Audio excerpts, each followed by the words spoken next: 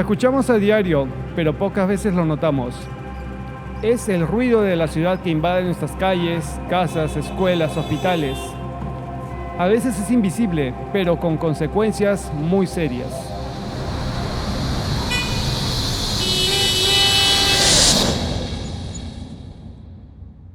Durante la pandemia, el mundo experimentó un fenómeno poco común: el silencio urbano.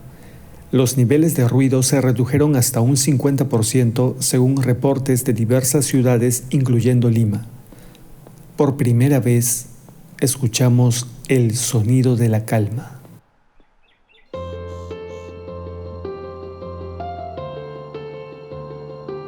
Hubo una mejora en la calidad de vida: menos estrés, más concentración, mejor descanso.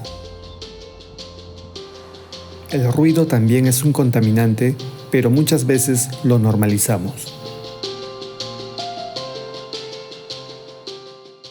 ¿Qué tanto afecta los diferentes sonidos en su volumen e intensidad, ¿no?, en la salud mental?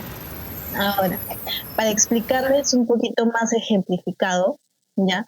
Imagínense ustedes hallarse en medio de una calle, ya una calle que suele ser transitada no solamente por autos, sino también transporte público, quizás trailers, camiones, ¿no?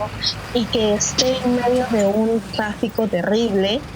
Pueden haber ambulantes con micrófono y entonces todo eso te genera un estrés de por sí, ¿no?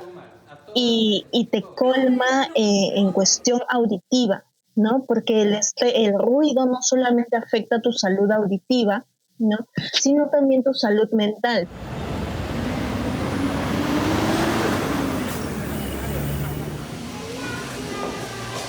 Con el fin del confinamiento, el ruido volvió, y en algunos casos peor que antes.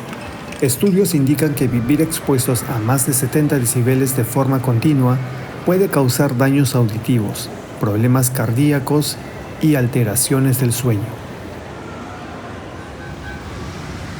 El cambio empieza por pequeñas acciones: no usar la bocina sin necesidad, mantener nuestros vehículos en buen estado y exigir espacios más saludables.